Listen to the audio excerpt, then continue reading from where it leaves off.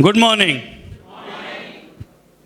Sunday की सुबह और अपना जो सूरती मूड रहता है वो कहीं खमन दिखता है, लोचा दिखता है और कहीं फैमिली के साथ क्वालिटी टाइम दिखता है।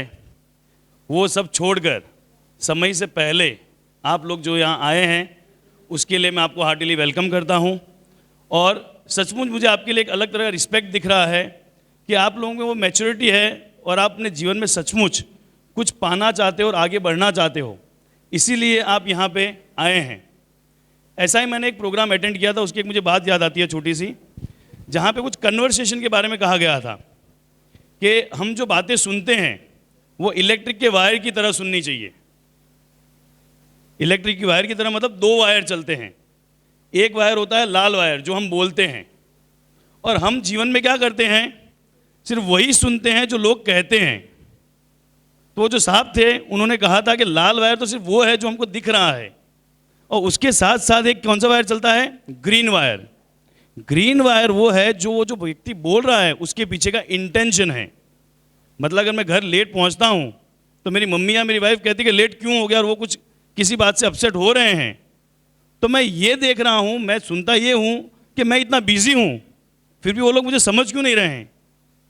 जबकि मैं ये समझ लूं जो हरा वायर है कि उनको तो सचमुच मेरी चिंता हो रही है, तो पूरा कन्वर्सेशन ही अलग लेवल पे चला जाएगा। अल्टीमेटली ऐसे जब भी प्रोग्राम में आते हैं तो इतनी सारी हमको सीखने की चीज़ें मिलती है। अगर एक चीज़ भी हमारे जीवन में ग्रहण हो जाए तो शायद हमारे जीवन में बहुत बड़ा परिवर्तन आ सकता है। आज का प्रोग्राम मैं आपको अश्योर करता हूँ कि 2.5 घंटे में 1 मिनट आपकी वेस्ट नहीं होगी, और इतनी वैल्यू आप लेके जाएंगे कि सचमुच आप अपने जीवन में एक परिवर्तन लाने के लिए एक नई सोच आपकी खड़ी होगी।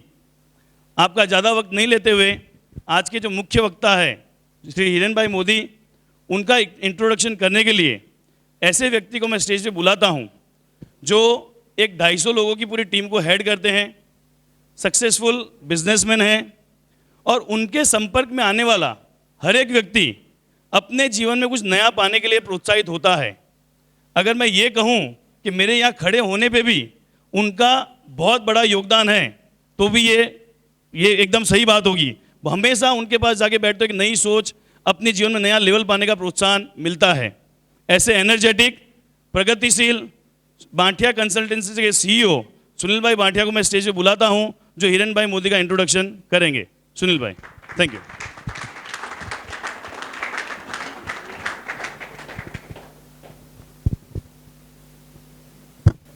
Good morning. ये मेरा प्रिविलेज है कि मुझे हिरेन भाई मोदी का इंट्रोडक्शन देने के लिए बुलाया गया है।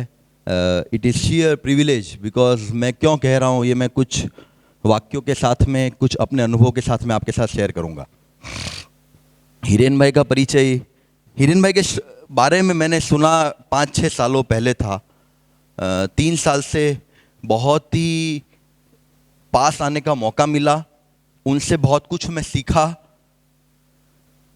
उन्होंने मेरी ज़िंदगी में बहुत कुछ जो परिवर्तन आए उसके स्रोत में वो रहे। उनका कुछ बैकग्राउंड आपको बताता हूँ। विगत 16 सालों से वो इस एरिया में काम करते हैं जहाँ पे व्यक्ति कैसे अपनी क्षमताओं को पूर्ण तरीके से पा सकता है, अपनी जो भी सर्कमस्टेंसेस है उसके ऊपर उठ के कैसे जी सकता है, वो जैसी जिंदगी जीना चाहता है वो कैसे वो जी सकता है, और उसमें जो जो रुकावटें आ रही है उस रुकावटों के ऊपर वो कैसे उठ सकता है, उस रुकावटों के साथ वो कैसे डील कर सकता है। ये एरिया में उन्होंने एक महारत हासिल की है। ये मैं उनका जो प्रोफेशनल बैकग्राउंड है वो मैंने आपको बताया। अनेक देश में, विदेशों में हजारों लोगों को उनके साथ में रहने के कारण उनके जीवन में ऐसे परिवर्तन आए हैं जो इरिवर्सिबल है। ऐसा वो short term, there are not short term benefits that people have been, there have been shift of personality, shift of character traits that has been observed, that has been really taking place in lots many lives, हजारों लोगों की जिंदगी में, not only in India, around the world, huge contributions he has made. उसके लिए उन्होंने खुद ने काफ़ी अपने आप में बहुत सारी ट्रेनिंग ली है, world class training Landmark Education नाम की very very renowned life altering educational संस्था है, ट्रेनिंग इंस्टीट्यूट है. उसमें ही has been a forum leader for 7 years.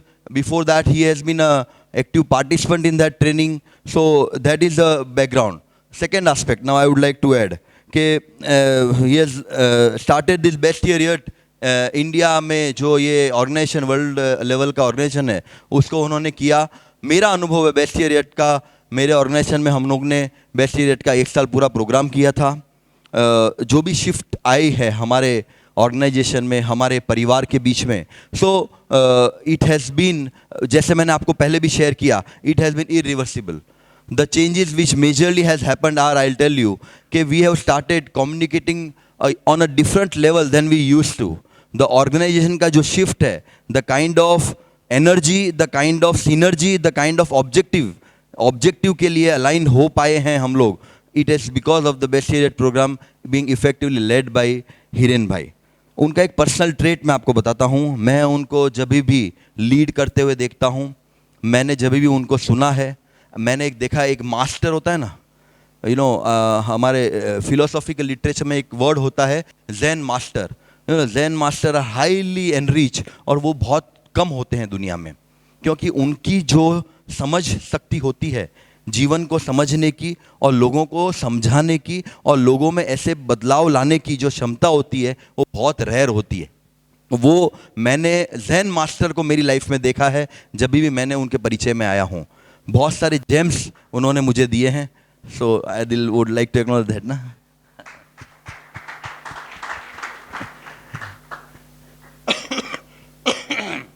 Last पासा जो मैं कहना चाहता हूँ, दुनिया में बहुत लोग होते हैं जो मैं बहुत सीख लेता हूँ, बहुत कम की एटीट्यूड ऐसा होता है कि मैं दूँ. वो जो देने की भावना होती है ना, वही आदमी जो लेने वाला होता है उसको इम्पैक्ट करती है. आज का ये प्रोग्राम भी उसी भावना के तहत हो रहा है. कोई और स्वार्थ नहीं है. मेरे पास आए थे, मैंने जो लिटरेचर पढ़ा, संघर्ष से समन्वय तक का ये आज का विषय है, मैंने जस्ट शेयर किया उन्होंने, तो मैंने जो पाया कि कितना उनको दर्द है और कितना कमिटमेंट है कि लोग कैसी कैसी बातों में संघर्ष कर रहे हैं लाइफ में. There are lot many struggles that everyone is going through in life, and वो पेन वो कमिटमेंट में कन्वर्ट होता है, और वो चाहते हैं कि संघर्ष में से लोगों को, अगर मेरे कारण मेरे कुछ अनुभव को जो मैं शेयर कर पाऊँ, जो उनकी लाइफ में अगर वो समन्वय में परिवर्तित हो जाएगा, तो लोग कितनी खुशहाल जिंदगी जी पाएंगे. यहाँ पे आपको दिख रहा है on the banner, there are quite many organisations जिनके साथ काम हो रहा है. अभी इन ऑर्गेनाइजेशंस में मैं काफ़ी लोगों के साथ तो मैं पर्सनली जानता हूँ जिनके यहाँ पे जो बदलाव आया है. लाइक आई एम प्रिविलेज, निर्मल भाई, निर्मल हॉस्पिटल वाले हैं, मेरे मामा जी हैं, तो मैंने देखा है the quality of services, the patient care has gone like anything after doing this program, and they are currently doing this program. So these are the small changes in the society that is being brought through Best Year Yet program that Hiren Bhai is leading in India through his team. So it is a sheer opportunity, हमारे लिए एक opportunity है. एक international level का इस तरह का बंदा हमारे बीच है जो आज हमें 2.5 घंटे इतने ये जो टॉपिक है संघर्ष से समन्वय तक उसके बारे में बताने वाला है. सो मैं चाहूँगा आप लोग एक मिनट का एज अ गोल्ड उपयोग करें, ऐसे सुने जैसे ज़िंदगी में आज यही और कोई काम ही नहीं है, खाली इनको सुनना है, इनको पाना है. नहीं समझ पड़ेंगे, बहुत अच्छे से समझाते हैं, extraordinary skills in speaking, communicating, कोई absolutely no questions about it. So it is a share opportunity. Thank you Hiren भाई कि आप you taken this initiative, because Surat में ऐसे प्रोग्राम होना भी एक बहुत बड़ी अपॉर्चुनिटी है हम सब के लिए. So with all this background मैं चाहूँगा ज़ोरदार तालियों से हम हिरेन भाई को वेलकम करें.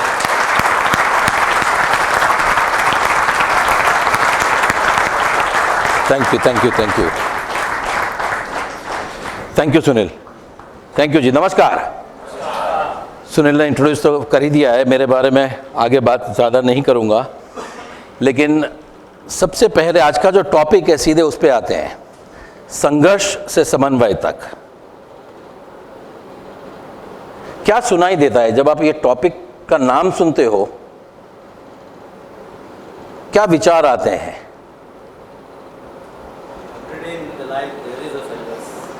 एवरीडे इन लाइफ कहीं ना कहीं संघर्ष चल रहा है, उसमें से कैसे मुक्ति पा सके? जो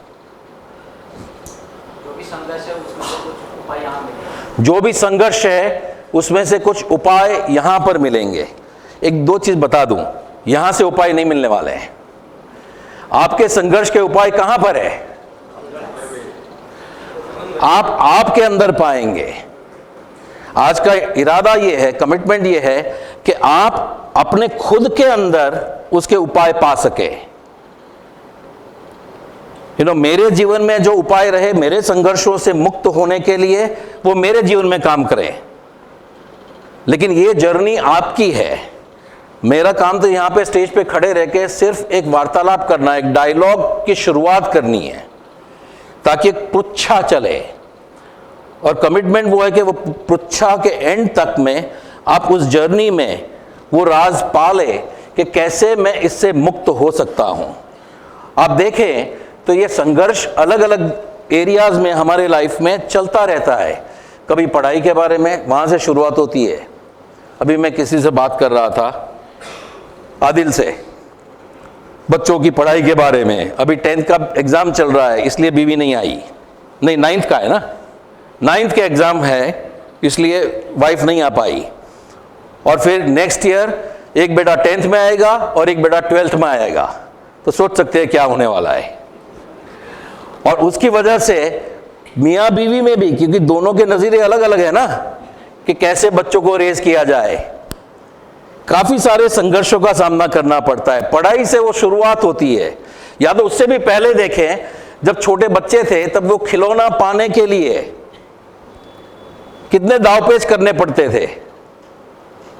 तो वहां से वो शुरुआत होती है, पढ़ाई में चलता है, फिर आगे बढ़ते हो, शादी होती है। हाँ, उसमें पहले 4-6 महीने नहीं होता उतना, फिर उसमें भी हमें पता है अलग अलग किस्म के संघर्ष खड़े होने लगते हैं। और उसके बाद प्रोफेशन, वेल्थ, मनी, समाज में अपना नाम, अपनी इज्जत बनाए रखना, चीज वस्तुओं में, हर एक दिशा में आप देखो तो कितने सारे संघर्षों से एक आम इंसान की जिंदगी भरी हुई है। और इन संघर्षों से, अलग अलग समय पे अलग अलग किस्म के संघर्षों से हम सब गुजरते हैं। मैं तो कभी किसी को ऐसा मिला नहीं कि जिसके जिंदगी में कभी भी कोई संघर्ष आया ही ना हो। चाहे वो संघर्ष कोई बाह्य परिस्थितियों के बारे में हो, कोई बाह्य चीज वस्तुओं के बारे में हो, या वो संघर्ष अंदरूनी हो। तो हमें ये देखना है, आज शुरुआत यहां से करते हैं। इन संघर्षों का परिचय देना आवश्यक नहीं समझता, लेकिन शुरुआत उससे थोड़ा आगे बढ़ते हैं कि ये संघर्ष आते कहां से है, उसका स्रोत क्या है, what is the source of the struggle, वो कहां से खड़े होते होंगे। पहले तो ये संघर्ष का अस्तित्व कहां पर है, उन परिस्थितियों में है या हम में है।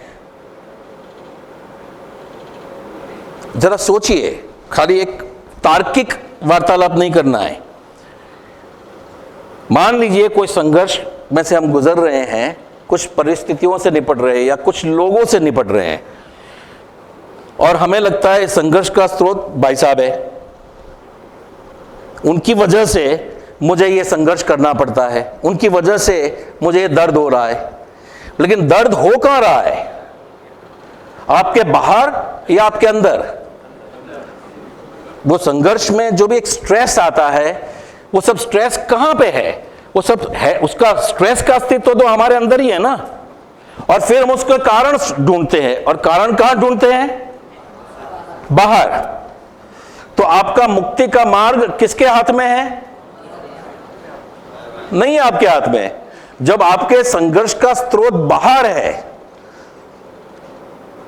तो आपकी मुक्ति कौन दिला सकता है? मेरे संघर्ष का स्रोत ये व्यक्ति है, तो मैं मुक्त कैसे हूं? सोचने वाली बात है। नहीं हो सकता। अगर उनकी कृपा हो जाए तो हो जाऊं, या वो बदल जाए तो मेरी जिंदगी अच्छी जाएगी। परिस्थितियां बदले तो सब अच्छा होगा, अब मार्केट कंडीशन सुधरे तो कुछ आगे बढ़े, मेरे एम्प्लॉयज लोग, स्टाफ लोग सब सही ढंग से काम करने लगे तो कुछ बात बने। लेकिन आज हम उनके बारे में बात नहीं करने वाले हैं। मेरा यह दृढ़ रूप से मानना है कि आपकी आजादी का स्रोत सिर्फ आपके अंदर है, बाहर नहीं है। बाहर खोजना बहुत बड़ी भूल होगी। तो आइए देखते हैं कि वो कैसे, हाउ डज इट वर्क, कि आपके अंदर वो स्रोत कहां पर